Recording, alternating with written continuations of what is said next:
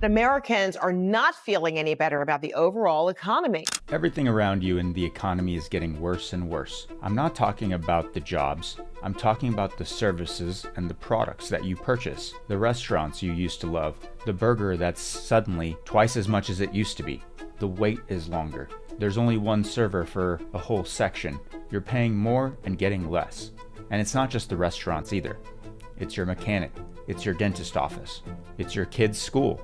The grocery store, the customer service line that keeps you on hold for 30 minutes. I call it the slow bleed of the economy. And once you see what's causing it, you're going to understand why it's hitting your family from directions you haven't even thought about yet. Here's what happened. In 2020, the US money supply grew by 40% in 2 years. That's the biggest jump in American history. That's more than World War II, more than the 2008 crash. Trillions of new dollars flooded into the system. And when you flood a system with new money, prices go up. Everyone knows that part. Your groceries cost more, gas costs more, rent costs more. But that's just the part you see on the receipt. The part nobody's talking about is what happened to the quality. Because prices going up is just the first domino that falls. And this is happening all over the world. Think about your favorite local restaurant. Not a chain, the one that's run by a person, a family. Someone who actually cares about the food that they're serving. Before 2020, that restaurant had a system that worked. They bought good ingredients, they hired enough staff, they charged a fair price. They made a thin margin, and that thin margin was just enough to keep the lights on and keep the quality up. Then, every cost that they had went up at the same time. The beef they buy from their supplier went up, the cooking oil went up, the rent went up, and the people who work for them need more money too, because their rents also went up, so they have to pay them more. So now the restaurant owner is staring at the numbers, and the numbers don't work anymore. They have 3 options. Option number 1 is they can raise prices, charge $18 for the burger that used to be $11. But here's the problem. The chain restaurant across the street can absorb those costs because they buy at scale. They have warehouses, they have contracts that lock them in for 2 years, but your local spot doesn't have that. So they raise the prices. They lose the customers to the chain, and once those customers leave, they don't come back very easily. Option number 2 is you eat the costs. You keep the prices at the restaurant the same, you keep the quality the same, and then they watch their bank account drain month after month until the doors close. Option number 3 is cutting corners. Using cheaper beef, hiring one less cook, having one server cover twice as many tables, and hope and pray that nobody notices. Most of them pick option number 3. And here's where it stops being about one restaurant. When one business cuts corners to survive, the business next door has to do the same thing. Because they're now competing against a lower price point, a lower cost structure, so they cut the quality too. The dentist's office that used to have 4 hygienists now have 2, so you wait 3 weeks for an appointment instead of 3 days. The airline charges for a carry-on bag that used to be free, and all of this spreads and it feeds onto itself because every business that cuts quality gives the next business permission to do the same thing. Everyone's doing it, and the ones who refuse to cut, they go under, they have to close the doors. This is what I call the slow bleed in the economy. You pay more, you get less. And the businesses that used to take pride in what they made are being forced to choose between their standards and survival. So think about what that does to a city or a small town. Think about what that does to your neighborhood. Think about what this does to the people that experience day-to-day life. Everything gets worse every single month, and then when you look back 10 years from now, you realize you're not getting as much as you used to. And the quality's not that good either. It happens just slow enough for you to not notice. By a certain point, it's too late, and you have to change the quality of your life or have to earn more. And this is a cycle that repeats because the more that you are trying to earn, the more that businesses have to pay you for your paycheck, your salary, or the more that your business has to charge. When quality drops everywhere, people stop trusting local businesses. They stop trying new spots. They stop recommending the mechanic to their neighbor. They default to the chain because at least the chain is consistent. It's not as good, but it's the same every time and the prices are not fluctuating as much. So the money that used to circulate in your local economy, your dollars going to the restaurant, paying the server, getting the haircut from down the block, buying lunch at the local deli, that loop breaks. The money goes to the chain instead, and the chain sends it to a corporate office 1,200 miles away. Local economies don't die in a crash. They die in a slow bleed. One closed shop at a time, one downgraded menu at a time, one empty storefront at a time. And here's where it hits your family directly, because there's one local business you interact with more than any other, your kid's school. Schools are caught in the same bleed. Every cost went up. Teacher salaries have to go up or else they lose their best people. Building maintenance costs go up. Supplies cost more. Everything in the school needs more to function.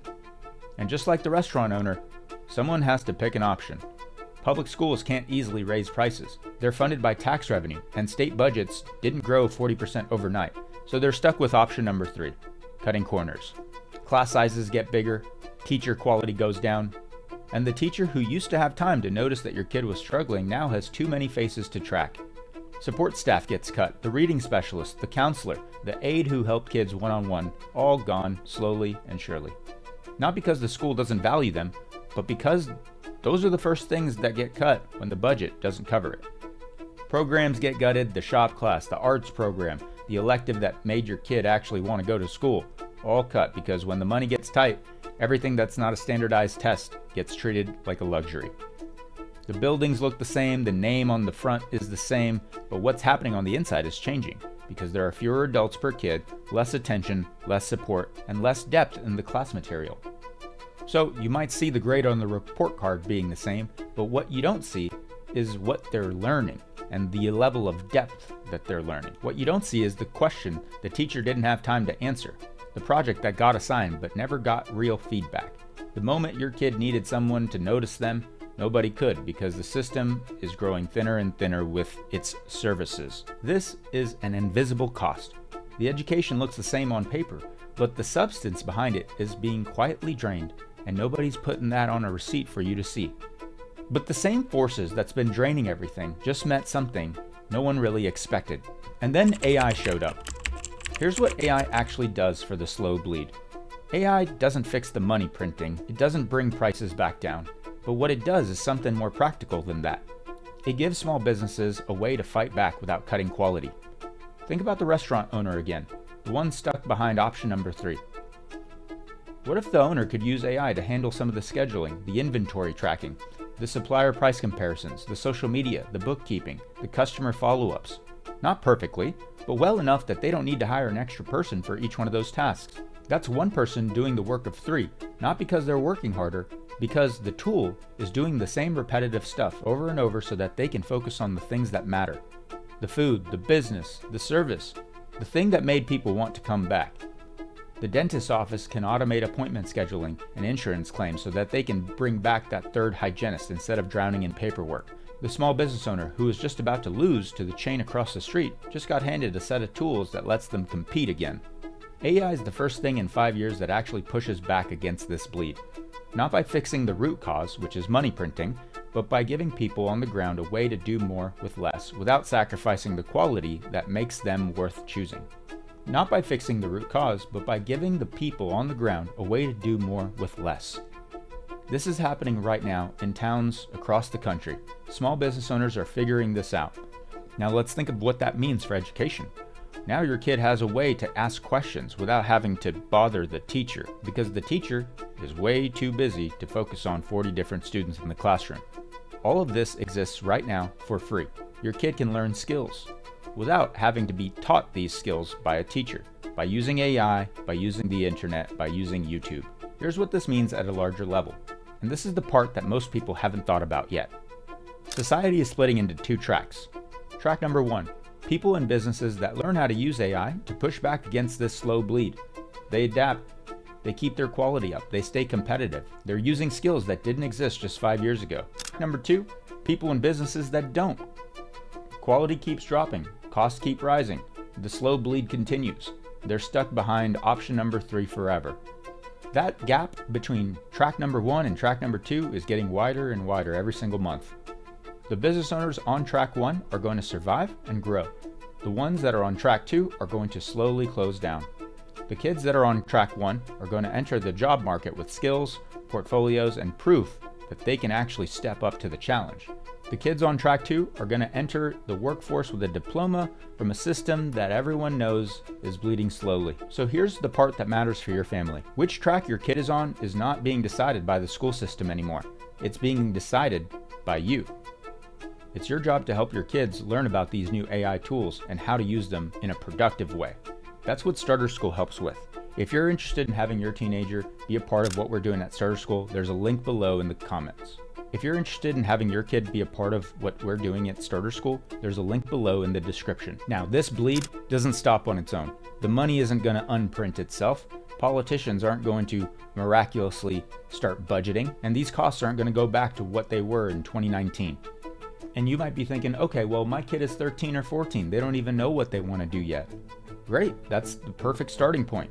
Because the old system, not knowing what you wanted to do, cost you $40,000 a year in tuition while they figured it out. In this new system, your kid explores many different options, learning how to use these AI tools productively, and they can find out what they like and learn skills without even leaving their home. Not by sitting in a lecture hall, not by paying for the privilege of being confused and getting a stamp of approval like a certificate. So the earlier that they start, the less of the slow bleed that touches them. So if you're a parent watching this, here's what I'd tell you.